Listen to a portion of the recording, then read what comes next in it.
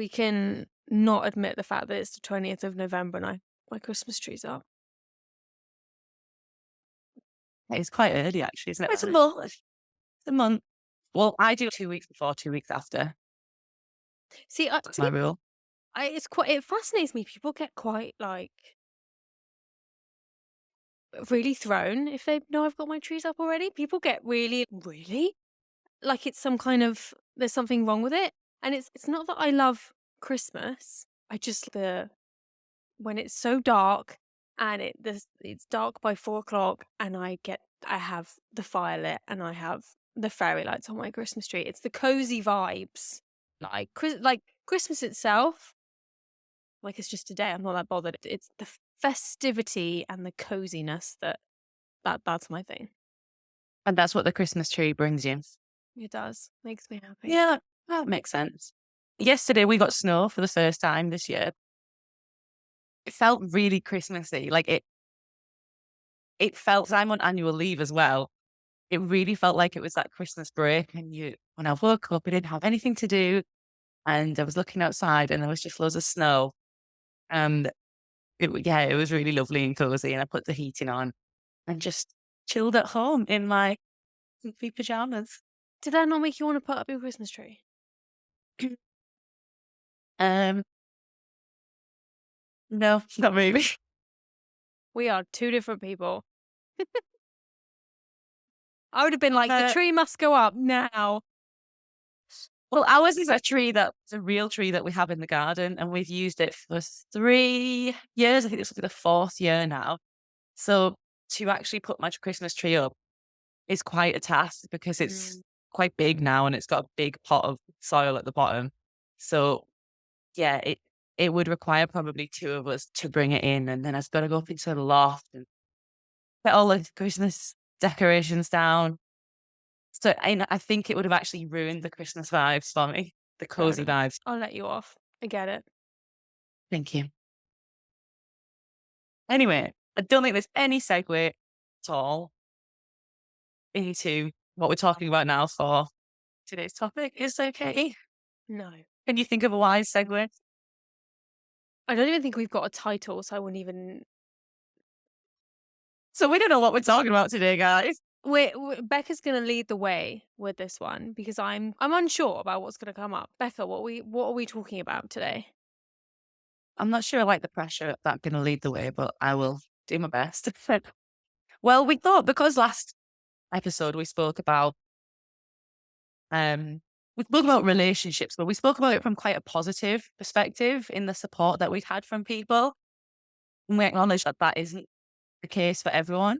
And actually, I have come across quite unhelpful responses from people during my time with an eating disorder as well. So we thought today maybe we talk about that side of things. So if anyone has felt unsupported by others, they're still being seen. I think it's important to hear the full experience of what it's like. Would that be a fair summary of what we're talking about, Katie? Yeah, I would say that's pretty spot on. Okay.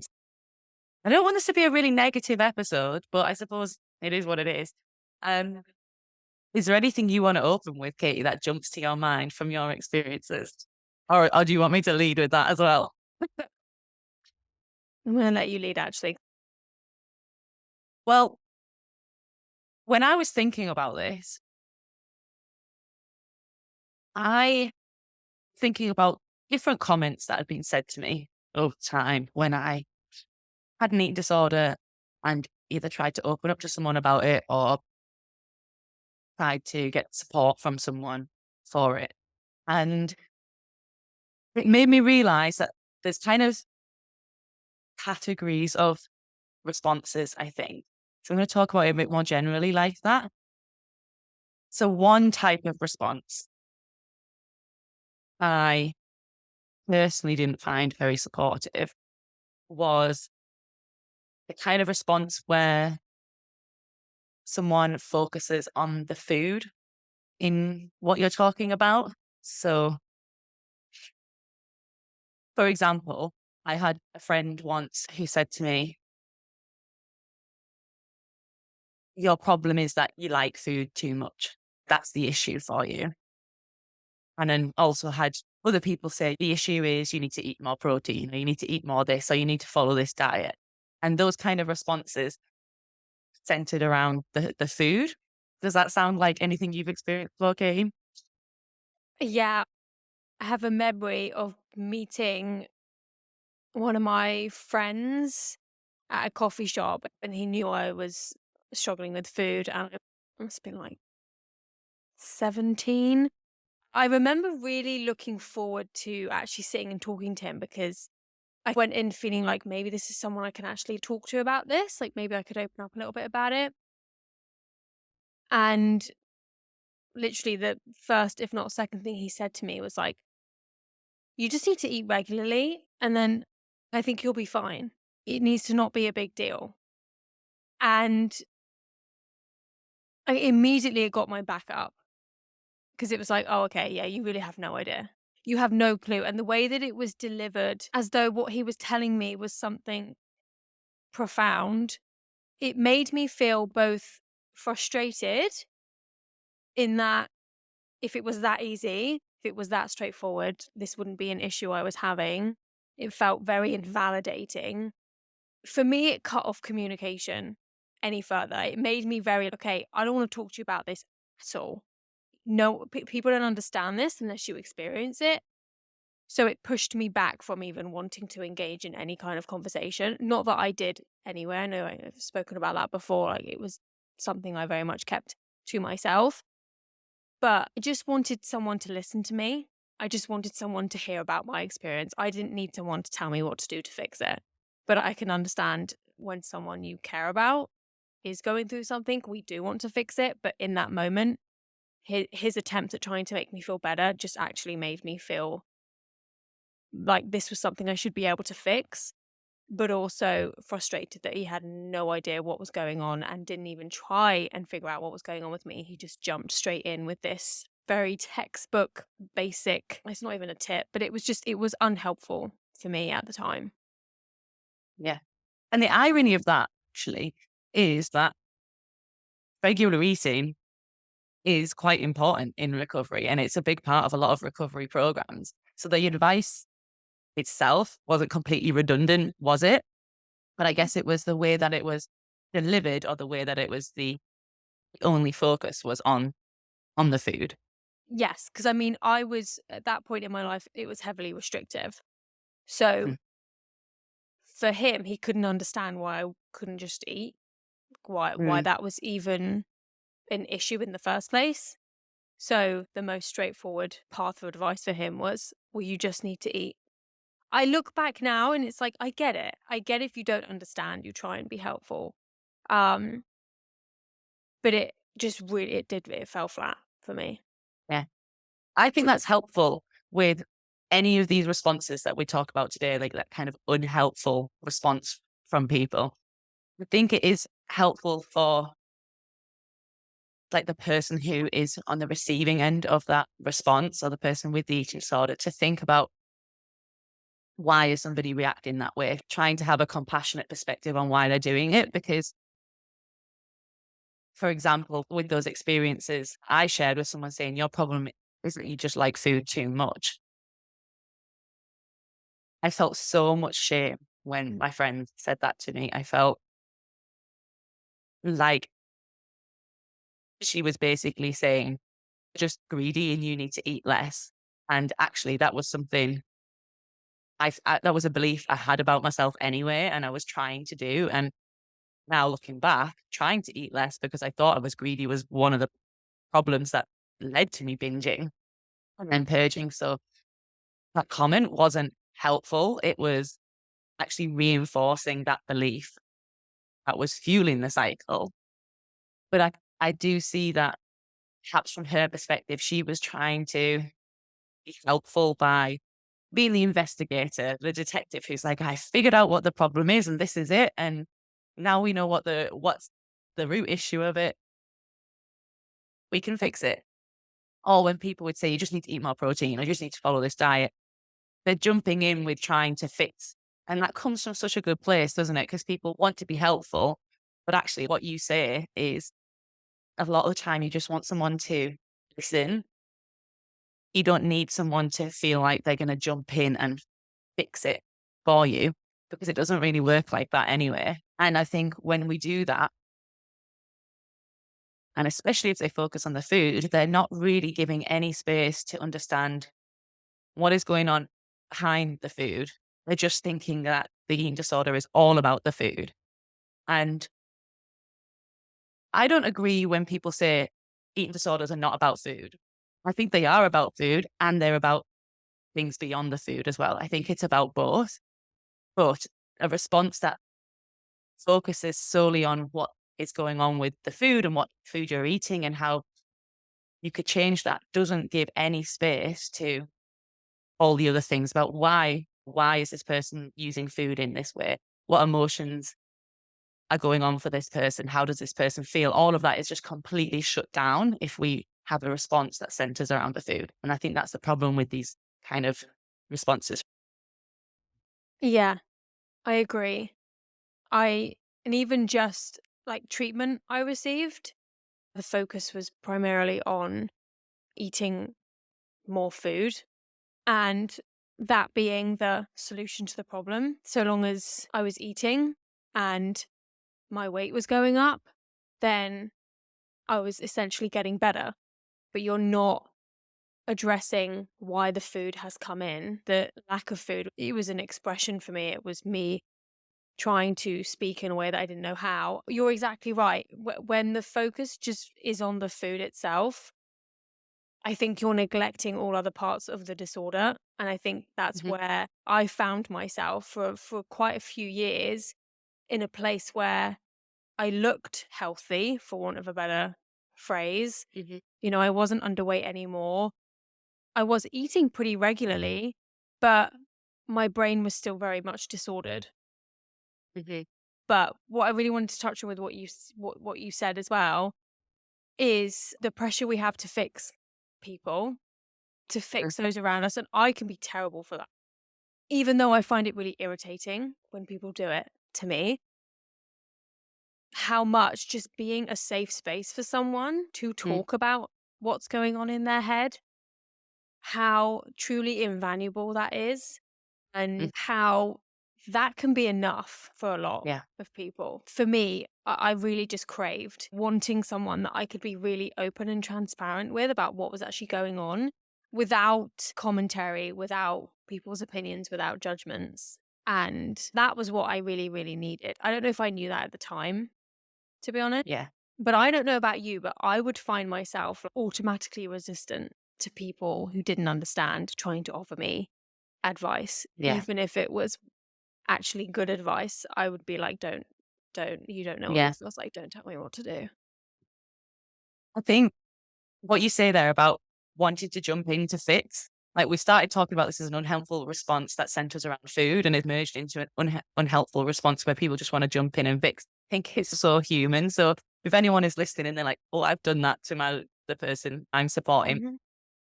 we've all done it. If you see a loved one who's suffering or struggling, actually you want to jump in and try and help them with that. And if you can see something that you think that this is going to work, this is could be a solution, then yeah, you're going to suggest it. Mhm.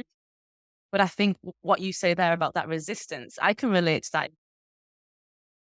If someone jumps in with a solution to something that I'm experiencing, I do feel like instantly, like I get my back up and there's a bit of defense there. And I think that also is quite a natural response because it feels like someone is taking away your autonomy or your agency and saying, you're not able to do this yourself. So I'm going to jump in and tell you how to do it. That's how it can be perceived, even if that's not how it's supposed to come across. So I think that's why the listening part and trying to just understand, give a safe space is so important. Like, I wonder if your friend who suggested regular eating, if your friend had given you plenty of time to share how you feel and try to really understand what you're experiencing, and then after some time suggested regular eating, do you think that would have been received differently? I don't think it would have been met with the same wall up. Whether I would have taken it on board, I don't know, because I would have felt connected to him, because I would have felt less alone. I do think it would have perhaps maybe planted a seed. I don't know. Mm. But it would, You know, I as think you I said wouldn't that, have. Sorry. no, no, as you said that, in my mind, I was thinking maybe it would have planted a seed. I was thinking those exact words. It's so funny you said that. Yes, I do. I don't think it would have been met with this feeling of, oh, I'm doing something wrong, or I'm not doing something well enough, or I wouldn't have internalized it as feeling like I wasn't trying hard enough to get better. I think I could have recognized it as something that was being delivered with compassion and well intended versus something that was just felt quite basic that he was just throwing at me for the without really getting to understand what I was actually going through. Yeah. Yeah. I don't know about you. Well, for me, if someone jumps in with a solution to fix it, for me, that can feel like that person isn't willing to do the messy part with me. They're not willing to sit in all that messiness and all the difficulty of it, which I have to go through because I'm the one living with this. I'm the one living with an eating disorder. So I have to feel all those awful, horrible feelings and everything like that. And I know that the person who's supporting me is not going to feel it in the same way, but at least if someone can show that they are willing to try and go there with you, Hmm.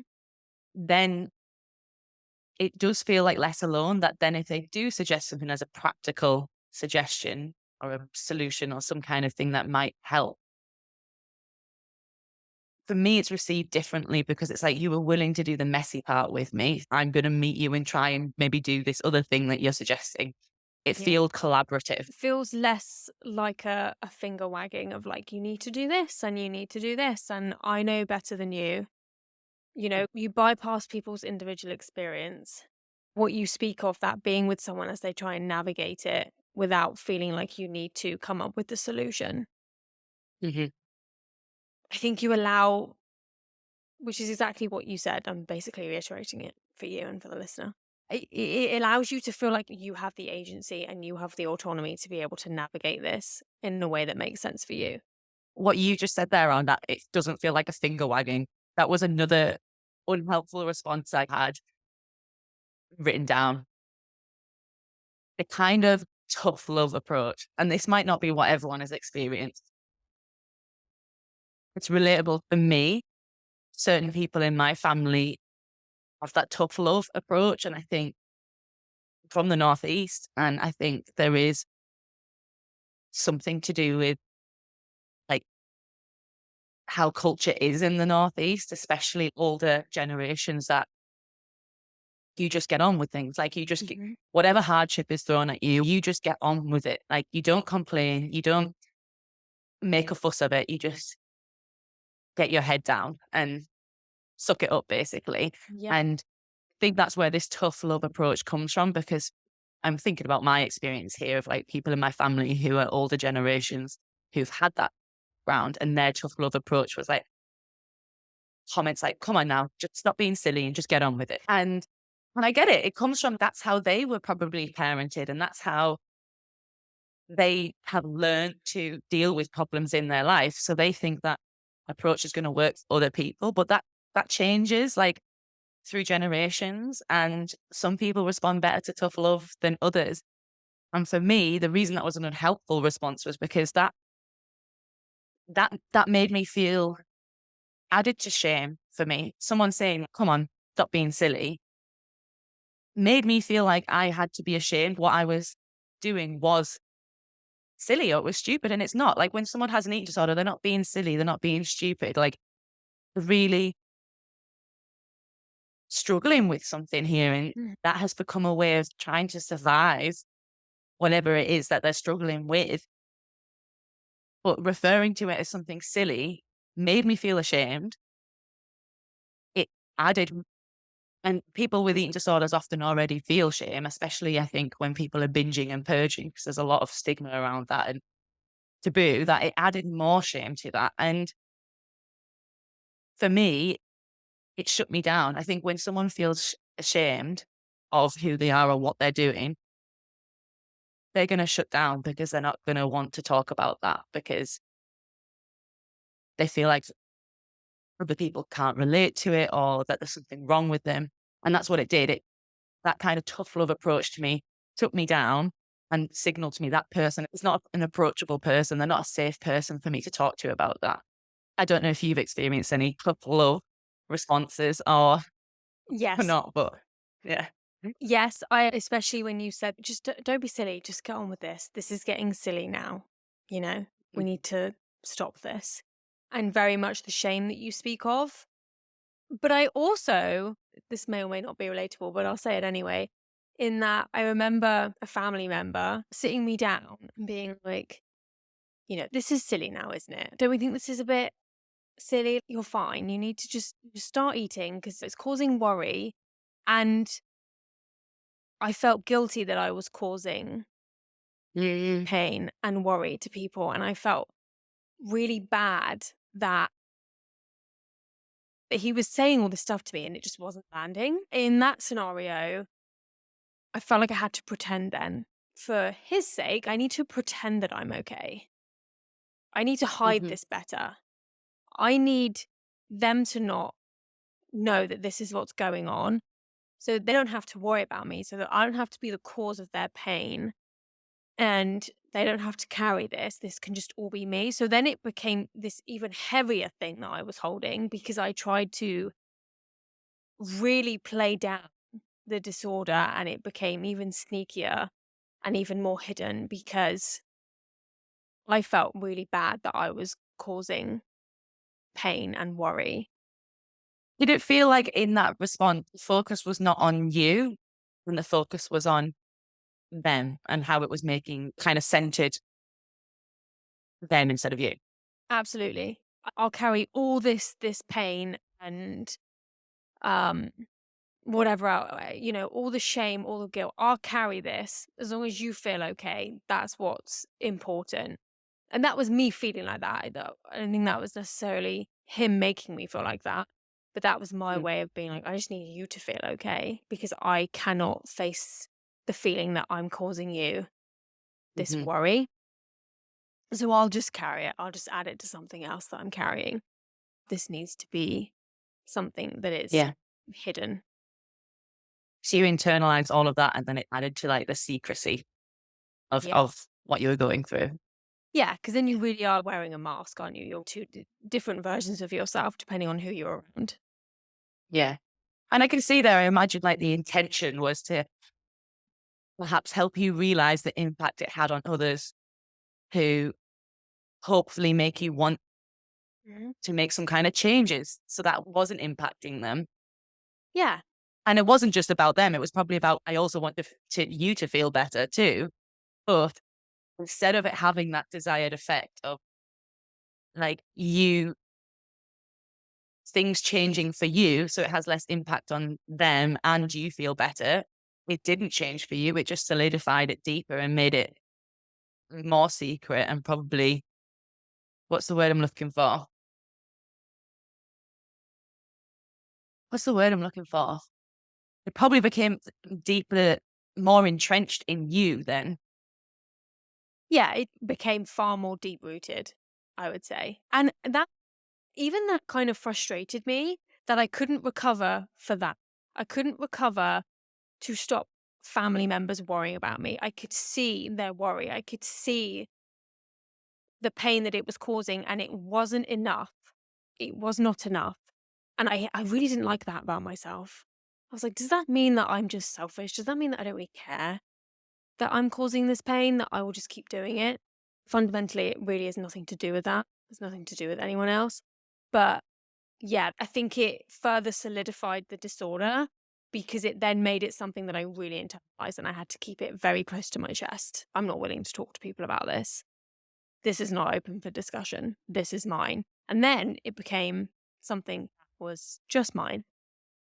And I Yeah. think in and of itself can be quite messy. Yeah.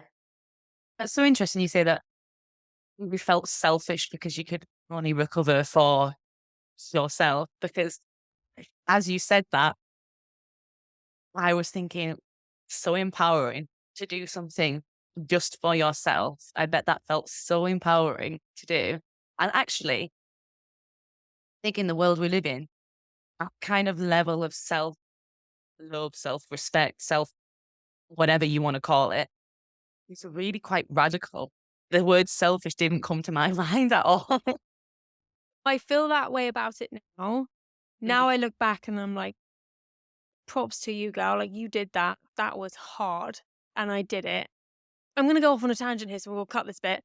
Go But for it. selfish was a bad thing. You can't be Mhm. selfish. You shouldn't be like that. You should think of other people. Recovery for me was selfish, but it needed to be.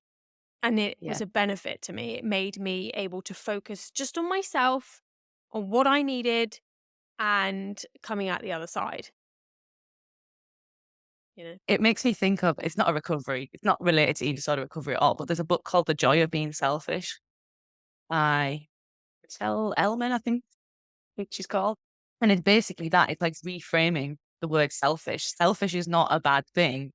It's about if you can say no and put these boundaries in and do things for yourself, that's actually a really good, healthy thing. And it's just reframing what we've always thought about doing things for ourselves. So it feels, yeah, it feels really like exactly what you just described there. It's learning to do things for ourselves, isn't it? And I think that was the thing. That was that conversation that I had with that family member. It was, you're asking me to recover for you. And that wasn't a reason for me. Mm. I didn't like that. See, I put down one unhelpful response is around that. Like when I was thinking about this episode, I also thought that like when someone centers themselves in the conversation is an unhelpful response. And for me, in my experience, this kind of presented in a couple of different ways. One was with my mum, and I'm going to talk about it because I'm pretty sure she won't mind me sharing this, but because we've had conversations about it. But she thinks she would often feel really guilty when I had an eating disorder. And she would, and that's what she would sometimes say when I spoke about it. She'd say, "Oh, I just feel so guilty. I feel like I'm entirely to blame for this. If I hadn't done X, Y, Z, you would have never developed an eating disorder." And I think all of those feelings are like completely valid. I think a lot of parents or like people who are close to someone with an eating disorder at some point will have feelings like that. So it's not wrong that she felt like that. But I think, and I totally see where it came from. And I also think that in some ways, like, that is her way of trying to show that she really cares because she's showing how this impacts her emotionally and moves her emotionally. So I can again see where it comes from and perhaps what the intention was behind that. But it was an issue because what I realized would happen was I would then start to feel bad, or I'd see my mum feeling upset, and I would naturally feel like I need to comfort her now and help her and support her. So instead of me turning to her for support, the roles would be flipped and I would fall into, no, it's not your fault, you're not to blame. And I'd start reassuring her and supporting her. And then the conversation would end after that. And then I'd leave a conversation feeling like we didn't really get to talk about how I was feeling around this. And I felt quite unseen and unheard with that. And sometimes a little bit angry. Like, why did that conversation then somehow spiral its way back to you and how you feel about this when I was the one who was reaching out to you for support? And my mum, the reason I say my mum probably won't mind me talking about this is because we've actually had a conversation about that and I've told her exactly how that felt. And she'd never even considered it from that perspective. But my mum is incredible because she is so open to learn and understand and just listen to how things impact another person, that after we've had that conversation about how that made me feel, she didn't do it again. And that really did change our relationship. It was a big thing that changed our relationship. And I did say to my mum in it, it's okay to have those feelings and it's okay to need support for those feelings.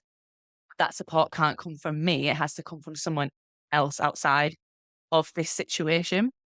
And I think she understood that as well because I would never want my mum to carry around those feelings are completely valid and feel like she never has an outlet to talk about them. It just didn't feel like I was the right outlet to support with that time. And I think she understood that. So yeah. The way you speak of those kind of conversations with your mum, I always remember my mum saying to me during that time, she just really wanted respite. It never stops. I'm always worrying about this. It's not something that you ever get breathing space from. I don't know now, but I know at the time there was very little. I don't think there was any real support for parents who Mm. have children who have eating disorders.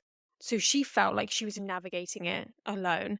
And my parents were separated at the time, and my dad was traveling abroad. So she was handling a lot of the day to day of it by herself. And so, similar to what you said, I think in amongst that, her dealing with it on her own, when we had conversations about it, I think for her, it felt like a time where she could actually open up about how she was feeling as well, Mm. which she needed. She needed that. She Yes. really needed a space. She needed a space like once a week to be able to go and talk to someone about what she was experiencing in trying to take care of me and my siblings whilst I was struggling with an eating disorder. And that wasn't available to her. And so I can totally understand why it then became the conversations that we were having. Not their intention at No, all. no. It comes from, you can tell it comes from such a place of love and care and also desperation on their part as Yeah. well. I think there was that want and desire to connect with your child who Mm. is suffering, who is struggling. I know it's not a malicious intent. Yeah. I know that. And it didn't feel like that at the time, but it did leave me feeling quite frustrated that again it merged into feeling like I need to get better for you. Yeah. Like I'm responsible for how you're feeling versus Mm. how I was feeling. I wonder here as well, is it something about the reason that doesn't come across as a desire to connect with another person is because of the dynamic of being parent and child. Hmm. And naturally that dynamic is more parent supports the child. Even as we grow up through life, even when we're like a teenager and we're in our adulthood, it's still that sort of dynamic, isn't it? Yeah. Yeah, And I absolutely. wonder if that's why it hits so differently, because I'm thinking of if this was in a partnership, like a relationship between two people, would it be perceived the same way or not? I don't know if it would be perceived slightly differently. I feel like for myself, maybe I would perceive it slightly differently and I'd see it as someone trying to express how they feel within our relationship, because it's important that both people get to express like how they feel and how certain things impact each person. But it feels different in a parent-child relationship. I don't know if that's just me. It Mm. is different. I think the lines can get blurred. And again, coming back to, I really want to reiterate that I know, like with my mum, she went above and beyond to help me. Really. She never doubted my struggle. She never invalidated it. She never made me feel silly for what I was going through. She was always supportive and did everything she could to help me. Couldn't fault at all with that. She essentially put her life on hold for years because her priority was taking care of me. And yeah, so I cannot fault that. And I don't think it was in any way malicious, but I think because we were very close, we still are, the lines get blurred between what I lean on her for and what she leans on me for, Mhm. and how Yeah. it is different. Yeah. And with my mum, she is amazing. She's such a good listener now. She always has been a good listener, to be honest. And she's like my best friend now, to be honest. And Yeah. we're very close. And like I say, I think one of her biggest strengths is her willingness to to grow and to learn things and to adapt and to change. And that's what she did in this situation. And I don't hold any bad feelings towards my mum at all for some of those Mhm. comments. And it wasn't like Yeah. she did it all the time anyway. It was just occasionally when she did do that, because I see where it came from too. And I see that she had a need, like every parent supporting a child with an eating disorder. It's going to have really complex feelings and emotions, and they're going to need an outlet for that. I think maybe that's worth saying, regardless of whether you are someone who is struggling with an eating disorder yourself, having access to someone to talk to, if you are in the supportive role, I think is necessary. I really do think that is a perfectly valid reason. Yeah, absolutely. And I know that BEAT, the eating disorder charity, run quite a few things for parents, like support for parents as well. Oh, that's good. I didn't know that. Yeah. I think it depends like where you're located and funding and things like that because they're a charity, but they do offer like support groups and programs where you can get support. Yeah. It's good because I The think it's other, necessary. mm, Sorry, you go. sorry, No, you go, honestly. Go. the other way that I think people can like the unhelpful response that people can do, sticking in line with this like centering themselves. I'm not sure you can relate to it. It's making me laugh because I think we've all probably done it at a time, but we all know someone that does it too. Is going, oh yeah, that's exactly like when I was the, and then try to talk about something themselves, which is maybe completely unrelated, but it feels like there's some tangible link there that they're really like Hmm. latching onto. Yeah. And I think it comes from a place of really trying to be like relatable to make that person feel less alone, but it can end up pulling the conversation in a different direction, like away from whatever that person is trying to open up about or experience. That kind of thing used to be met with an internal eye roll. And sometimes, a lot of the time, I would just be like, oh, yeah, that's totally the same. Thank you. Because I was just like, I'm not even going to engage in the conversation. And I'm very wary that this conversation that we're having may come across like we're being quite mean. Not mean, but may come across.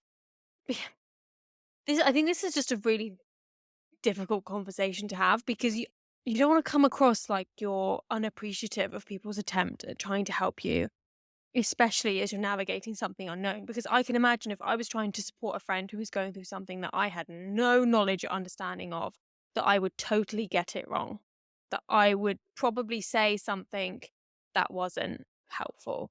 I don't think this is about getting things right. I think what I would like to touch on is actually just having the focus be about opening the conversation up. I try and do it with my friends now, in that being the first question. What is it you need from me? Mm, How can I support you? You tell me yeah. what you need from me. Because everything we've talked about in this episode, I like to think we've really stressed we can see that people are well intended and that people are doing the best that they can to try and help a loved one. That does not go unseen, but that it actually can be more unhelpful than helpful. And so it's what do we do instead? And if we can try and notice when we're going into that fixer role and thinking more about offering the open ended questions of, okay, you tell me, how can I help you? What is it you need from me? How can I show up for you in a way that's actually helpful? And that being more than enough for what Mm, someone may need if they are struggling with an eating disorder. yes. I'm so glad you said that, Katie. Really glad because I think that's really, really important. I think you're right. This can be a difficult topic to talk about because it can just look like bashing people for their attempts to help. And I really don't want that to be how it's perceived at all. I think the intention is more to help people who've maybe had those responses to them feel like if they haven't found that helpful, that it's okay and there's nothing wrong Mm. with them, not ungrateful, or there's not something wrong with you if you haven't found those responses helpful. Yeah. I think it's really honest and important that we talk about them to make people feel less alone and to help people who are trying to support see how those responses might be perceived by another person. Because I think it must be really confusing for like a loved one to be trying to support someone and doing these things that we've said today and thinking like, I'm trying to be relatable here. I'm trying to connect. I'm trying Mhm. to offer solutions, like genuinely trying to do all these things from a really loving, caring place and being like, why am I being met resistance and like an Yeah. argument? Because it must be really confusing. So hopefully this conversation isn't coming across as we're trying to bash people for that. It's trying to help them see like both perspectives. And I think that's why it's important as the person who is living with an eating disorder and perhaps on the receiving end of some of these responses to try and see it from the other person's perspective and be like, what angle are they trying to support me from here? Like, how can I see this compassionately from their lens? So even if we don't find it supportive, we can still connect with that person in they are trying, like they're trying to do whatever they feel is the best thing for me right now. But I think that comment you say about asking someone, what is it that you want from this conversation or what do you need from me is really helpful and really important for minimizing the chances of hurting someone through it unintentionally hurting someone through your comments or your way of trying to support them. Yeah. And I think we all do it. I think even now, if I was to support someone with an eating disorder in a personal capacity, because we're talking here in a personal capacity, Mm. not in a professional capacity, which Yeah. is completely different. In professional capacity, you're working with someone maybe for an hour a week and Hmm. you're within that hour and you're entirely there to focus on what that client is presenting with. But when you're doing this day in, day out with a friend, a family member, partner, it's very different. If I was supporting someone in that capacity, I'm pretty sure I would do all of these things at some point as well, because we're only human and they're all human responses. Yeah. It's our way of trying to help those that we care about. I don't think it's about being perfect with it. I just loved everything you said, Becca. I thought that was so spot on. You tied that in with a very neat bow because we're actually nearly up at time. I feel like you set it up for me. You Did I? there. You're welcome. And actually, one thing I was thinking I should have said there is if you ask someone, what is it you need from me? Or how can I support you? And they don't know, Hmm. because they might not know. Yeah. To be honest, I think that's a reality. You might not Yep. know that it's okay that they don't know. Just listen. Yeah. Just listen then. Just listen. Just be a safe space for them to talk about what it's like being in their head and how confusing it is and how conflicting it is and how you can feel like your brain is a contradiction. Be a space where they feel that they can talk about what's going on in their head because that is just unmatched, really. Yeah. Yeah. I feel like this is like a natural point in concluding the episode. Is there anything else that you wanted to add? Any other experiences or responses you feel like you have a burning desire to share? No, I actually don't. I hope that people take this conversation the way that we hope they do. And if we just come across as like money, miserable I people, thought you said money then then. So if we come across as money, I thought you were going to say money hungry. I was like, how are we money hungry? How have you got there? probably my Maybe accent. we're in a different Sometimes I conversation. listen back to the episodes and I think, oh God, your accent, Rebecca. Half the time people are not going to understand what you're saying. When I edit it, like the transcript writes Oh, things completely like differently. I'm like, yeah, that's not what I was saying. it was done that with me before, and I'm thinking, why did I say that? And it's no, I didn't say that. It just thinks I said that. Yeah. And I think you're quite well spoken and you have good enunciation, But I'm unlike repetitive. me. When I'm on the spot, I can only think of 5 adjectives. So I use the same words. Or You haven't said interesting today. I don't think you have. maybe this conversation wasn't interesting for me. Maybe that's why. Well, listeners, if you found it interesting, please let us know. If you think we sound like moany, miserable Hmm. bitches, then just let us know too, because we'll take that. We'll take it. It's fine. Thanks for the Yeah. conversation. I will. Yeah. And if you have any other responses you want to add, please share them. We'd love to hear them because we'll have missed some for sure. Yes. Oh, yes. There will be plenty more Yeah. that we've missed. Okay. Thanks, guys. Thanks for listening. Thanks, guys. Bye. Bye.